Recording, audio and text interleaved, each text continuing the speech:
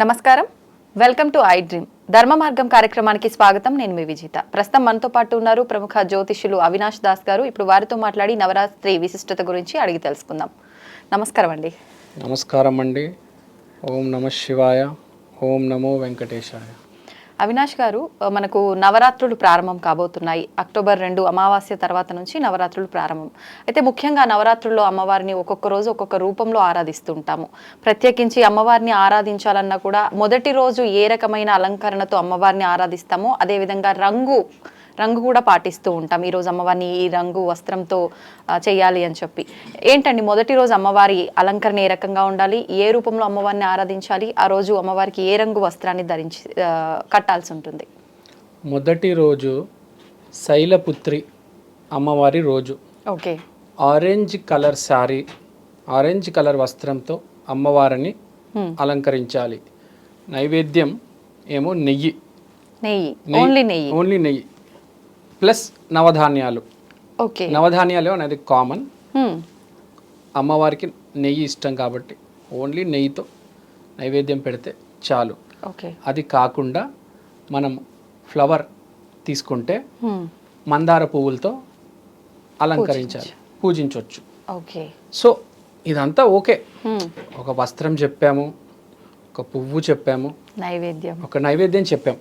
అసలు అమ్మవారు ఏంటి, నవరాత్రి ఎందుకు, దుర్గా అమ్మవారే కదా అమ్మవారి. 9 నవరాత్రులు ఏంటి అంటే ఒక ఎనర్జీ అనేది మన చుట్టూ తిరుగుతూ ఉంటుంది. ఇప్పుడు నా వైపు నిప్పు వచ్చింది అనుకోండి, నేను దాన్ని వాటర్తో ఆర్పేసి నన్ను నేను కాపాడుకోగలను. సో ప్రతి దానికి ఒక ఎనర్జీ అనేది ఉంటుంది. ఇప్పుడు నిప్పు వస్తుందని చెప్పి నా వైపు అన్నీ వేసేస్తే వేస్ట్ కదా, ఆగదు. ఓన్లీ వాటర్ వేస్తే చాలు. సో ఇక్కడ పాయింట్ ఏంటంటే శైలపుత్రి అమ్మవారు ఎందుకు పూజించాలి? శైలపుత్రి అమ్మవారిని పూజించాల్సింది focus and father related problems కొంతమందికి ఉంటాయి. ఓకే. ఫాదర్తో పడదు, తండ్రి కొడుకులకి పడదు. అవును, చాలా మంది ఉంటారు. కొంతమంది ఆడబిడ్డలు కూడా వాళ్ళ ఫాదర్ అంటే అస్సలు పడదు. ఫాదర్ అంటే అదేదో సెట్ అవ్వదు. అలాంటి వాళ్ళు బాగా మదన పడుతూ ఉంటారు. ఏంటి, నేను వాళ్ళు ఏదో బాగా మాట్లాడాలనుకుంటారు, కానీ అక్కడ జరిగేది ఏదో వేరే రకంగా జరుగుతూ ఉంటుంది. ఫాదర్ అనేది హెడ్ ఆఫ్ ద ఫ్యామిలీ. చిన్న పిల్లోడిని, అమ్మాయిని అర్థం చేసుకోవాలి. ఎందుకు అర్థం చేసుకోవట్లేదు అని సిచ్యువేషన్, గందరగోళం. సో అలాంటి వాళ్ళు స్పెషల్గా శైలపుత్రి అమ్మవారిని పూజించి మా differences, father son, father daughter డిఫరెన్సెస్ని తగ్గించమని, డిజాల్వ్ చేయమని కోరుకోవాలి. తర్వాత శైలపుత్రి అమ్మవారు ఫోకస్కి ఆమె ఒక సింబల్. అంటే కొంతమందికి ఫోకస్ అస్సలు కుదరదు, ఏకాగ్రత. అంటే ఇప్పుడు బుక్ తీస్తారు, ఇంకా ఒక పేజ్ కూడా అవ్వదు, అప్పుడే మూసేస్తారు, మళ్ళీ అరగంట బయటికి వెళ్తారు, తిరిగి తిరిగి తిరిగి తిరిగి ఒక గంట తిరిగి మళ్ళీ వస్తారు, మళ్ళీ ఒక అర పేజ్ చదువుతారు. అంటే చదవడం వచ్చు, టాలెంట్ ఉంది, ఫోకస్ కుదరడం లేదు. అలాంటి వాళ్ళు శైలపుత్రి అమ్మవారిని పూజించాలి. ఓకే. చాలామందికి ఏమవుతుందంటే ఎక్కడో ఏదో ఆలోచన ఉంటుంది, వెనకలు తిరుగుతూ ఉంటుంది, వాడితో ఇది జరిగింది, వాడితో ఇది జరిగింది అని. చదివేటప్పుడు అది రిఫ్లెక్ట్ అవుతుంది, ఆ ఫోకస్ పోతుంది. అవును. ఇప్పుడు చాలామంది ఉంటారు, మనం ఇంజనీర్స్ కావచ్చు, డాక్టర్స్ కావచ్చు, మెయిన్గా పిల్లలు, స్టూడెంట్స్కి ఏదో తెలియని దిగ్భ్రాంతి, వాళ్ళకి ఏదో ఒక ప్రాబ్లం ఉంటుంది, టీచర్ తిట్టింది, డైవర్ట్ అయిపోతుంటారు, శ్రద్ధ లేకుండా. కానీ యాక్చువల్గా నువ్వు అసలు స్కూల్కి వెళ్తుంది ఎందుకు? చదువుకోవడానికి. మంచి మార్కులు వస్తే ప్లేస్మెంట్లో మంచి జాబ్ వస్తుంది. కరెక్టే. యాక్చువల్గా వాడికి టాలెంట్ ఉంది, ఆ పిల్లవాడికి. వాడు ఏం చేస్తున్నాడు? శ్రద్ధ పెట్టలేదు. కానీ వాడికి ఉంది, టాలెంట్ ఉంది. ఒక అమ్మాయి ఉంటుంది, డాన్స్ బాగా వస్తుంది, బాగా చేస్తుంది, మంచి కొరియోగ్రాఫర్ అవ్వచ్చు, కానీ శ్రద్ధ ఎక్కడో వేరే చోట ఉంటుందండి. ఆ ఫోన్లోనో లేకపోతే ఎవరినో ఏదో ప్రేమ అని ఏదో గొడవ ఉంటుంది. ఇవన్నీ పక్కన పెట్టేసి మనం మన పని మీద ఫోకస్ చేయాలి.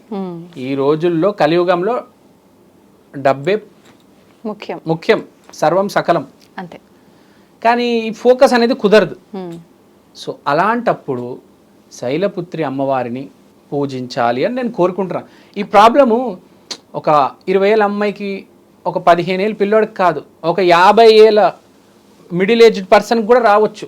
అవును. సడన్గా బాగుంటుంది, ఒక 40-50 అయిన తర్వాత ఫోకస్ డ్రాప్ అవుతుంది. ఏదో రీజన్స్, పిల్లలు వదిలేసి అమెరికాకి వెళ్ళిపోయారు, కూతురు పట్టించుకోవట్లేదు, పెళ్ళయి వేరే వాళ్ళ ఇంటికి వెళ్ళిపోయింది, మా భార్య టీవీ సీరియల్ చూస్తుంది. సో ఒక రీజన్ ఉంటుంది, ఫోకస్ తప్పుతుంది. అవును. ఆడు సరిగ్గా టీవీ చూడలేరు, ఆయన పెద్ద మనిషి సరిగ్గా టీవీ చూడలేరు, సరిగ్గా పుస్తకం చదవలేదు. ఫోకస్ అనేది ఉండాలి. అవును. మనల్ని మనం ఎంత బిజీ పెట్టుకోవాలంటే అసలు వేరే ఆలోచన రాకూడదు, అంత ఫోకస్ ఉండాలి. సో మెయిన్గా ఫోకస్ అనేది చాలా ఇంపార్టెంట్ లైఫ్లో. అవును. అలాంటి వాళ్ళు శైలపుత్రి అమ్మవారు అనేది ఒక ఎనర్జీ ఫోకస్కి. ఓకే. సో ఇలాంటి వాళ్ళు స్పెషల్గా ఎవరికైతే ఫోకస్ డ్రాప్ అవుతుందో వాళ్ళు దయచేసి శైలపుత్రి అమ్మవారిని ఆ రోజు, మొదటి రోజు, beginning of a spiritual journey అంటారు. యాక్చువల్గా శైలపుత్రి అమ్మవారు ఇస్ ఎ స్పిరిచువల్ గాడెస్. అంటే ఏదైనా పని మొదలు పెడుతున్నాము అది స్పిరిచువల్గా మొదలు పెట్టాలి. మొదలు అనేది చాలా ఇంపార్టెంట్. ఇప్పుడు ఒక రూమ్కి ఒక డోర్ ఎంత ఇంపార్టెంట్, అలానే మన ఏదైనా పని మొదలు పెట్టే ముందు దానికి మొదటి అడుగు చాలా ఇంపార్టెంట్. సో స్పిరిచువల్ జర్నీకి అమ్మవారు చాలా ఇంపార్టెంట్. ఓకే. అయితే ఇప్పుడు మరి ముఖ్యంగా ఆ రోజు అమ్మవారిని మీరు ఇందాక చెప్పినట్టు మందార పూలు, ఎరుపు రంగు, ఆరెంజ్ కలర్ వస్త్రము, నైవేద్యము, ఇవన్నీ చెప్పారు. మంత్రం కూడా ఇంపార్టెంట్ కదా అమ్మవారిని ఆరాధించాలంటే. మంత్రం ఏమైనా చెప్పాల్సి ఉంటుందంటారా? మంత్రము ఇప్పుడు అందరూ దుర్గమ్మ రూపాలే. అవును. దుర్గాయ నమః అంటే చాలు. బేసిక్గా అమ్మవారికి కృతజ్ఞత. ఒక శైలపుత్రి అమ్మవారు ఫోటోలు ఉంటాయి మనకి ఇంటర్నెట్లో. అవును. జస్ట్ ఒక చేతులు ఎత్తి ఒక కనెక్షన్ ఎస్టాబ్లిష్ అవ్వాలి మనకు. మంత్రాలు చదవచ్చు. మంత్రాలు ఎంతసేపు చదువుతారు నేను అడుగుతా. 5 నిమిషాలు, 10 నిమిషాలు, సరే లేడీస్ అయితే 20 మినిట్స్, 30 మినిట్స్ చదువుతారు. కనెక్షన్ అనేది చాలా ఇంపార్టెంట్. ఓకే. ఒక ఎనర్జీ, ఒక ఫోకస్. మీరు శైలపుత్రి అమ్మవారి పటాన్ని చూస్తూ ఉంటే ఒక ఫోకస్ అనేది ఏర్పాటు అవుతుంది. తెలియని ఒక శక్తి వస్తూ ఉంటుంది. మనం మనిషిని మాటల కంటే ఎక్కువ వాడి యాక్షన్స్, వాడి బిహేవియర్ ప్లస్ వాడి కంటి చూపులో చెప్పవచ్చు. మీరు ఏంటి అని జస్ట్ 2 మినిట్స్ మీ కళ్ళలో చూసి చెప్పవచ్చు నేను వాట్ ఆర్ యూ అని. మనకు అర్థమైపోతుంది. ఓకే. మాట ఏదైనా మనిషి మాట్లాడవచ్చు, కానీ వాడు చేసే పని వాడు చూపడు చెప్పేస్తుంది. సో శైలపుత్రి అమ్మవారు అనేది ఫోకస్. ఓకే. అమ్మవారి పఠాన్ని అలా చూడాలి. ఒక try to establish A connection. ఆ ఎనర్జీని మనము ఛానలైజ్ అవ్వాలి. ఇప్పుడు ఫీల్ అవ్వాలి. ఇప్పుడు రేడియో పెడితే కరెక్ట్ 95.0 దగ్గర ఒక సిగ్నల్ వస్తుంది, 98.3 దగ్గర ఒక సిగ్నల్ వస్తుంది. ఆ కనెక్షన్ ఎస్టాబ్లిష్ అవ్వడానికి ట్రై చేయాలి. ఓకే. ఇక్కడ పాయింట్ మంత్రం అనేది కాదు, ఆ కనెక్షన్, ఎనర్జీ అనేది ట్రాన్స్ఫర్ జరగాలి. అప్పుడు నీకు ఫోకస్ పెరుగుతుంది. ఓకే. ముఖ్యంగా నవరాత్రులు అనగానే మనం దాంట్లోనే చెప్పుకుంటున్నాం రాత్రులు అని చెప్పి. మరి అమ్మవారి ఆరాధనలు సాయంకాల సమయంలో చేయాల్సి ఉంటుందా, మార్నింగ్ సమయంలోనా? మార్నింగ్ టైంలోనే చేసుకోవచ్చు, కానీ రాత్రి చేసుకుంటే బెటర్. ఎందుకంటే అందరు రాత్రి పూటే చేస్తారు బేసిక్గా. అవును. ఫెస్టివల్స్, సెలబ్రేషన్స్, ఈ నైవేద్యాలు, పూజలు, ఆరతి అంతా నైట్ టైమే చేస్తారు కాబట్టి రోజంతా ఇంకా ఓకే కంప్లీట్ రాత్రి పూట చేసుకుంటే బెటర్. సో బేసిక్గా ఇది శైలపుత్రి ఇక్కడ టాపిక్ ఏంటంటే ఫోకస్ అమ్మవారు. అది మనం గుర్తుపెట్టుకోవాలి. ఇక్కడ పూజ చేస్తుంది ఫోకస్ కోసం. So focus is the keyword, అది గుర్తుపెట్టుకోవాలి. ఓకే. సో ఇప్పుడు నవరాత్రి 9 రోజులు చేయకపోవచ్చు ఎవరైనా. ఎవరు చేస్తారు 9 రోజులు ఈ రోజుల్లో అంటే? చాలా మంది స్టూడెంట్స్ చేయరు. అరే ఒక్కరోజు చేయాలంటే నేను చేస్తాను, ఏమొస్తుంది అని అడుగుతాడు. అంటే స్టూడెంట్కి ప్రత్యేకించి చేయాల్సిన రోజు అంటే అది మొదటి రోజు శైలపుత్రి అమ్మవారికి పనికొచ్చే రోజు ఫోకస్. ప్లస్ ఇప్పుడు ఎవరైనా కొత్తగా పెళ్లి చేసుకొని వెళ్తున్నారు, ఎంట్రీ ఇంపార్టెంట్ కదా. సో వాళ్ళు కూడా ఎంటర్ అయ్యే ముందు ఆ మొదటి రోజు చేసుకుని అప్పుడు తర్వాత అట్లా ఏదైనా పని మొదలు పెట్టే ముందు శైలపుత్రి అనేది చాలా important. Okay. First goddess. So బేసిక్గా ఇది శైలపుత్రి అంటే గుర్తుపెట్టుకోవాలి. మొదటి ఇప్పుడు మనకు విఘ్నేశ్వరుడు ఎట్లా, శైలపుత్రి ఎట్లా ప్రారంభం. సో ఇది బేసిక్ గుర్తుపెట్టుకోవాలి. ఓకే. అంటే మనకు ప్రతి పూజలో విఘ్నేశ్వరుడు పూజ మొదట ఎలా చేస్తామో అలా నవరాత్రుల్లో మొదట శైలపుత్రి అమ్మవారితో ప్రారంభం చేసుకోవాలి. ఎస్. ఓకే అండి, థ్యాంక్ యూ అండి, చాలా చక్కగా వివరించారు. ధన్యవాదాలు. ధన్యవాదాలండి. Thank you.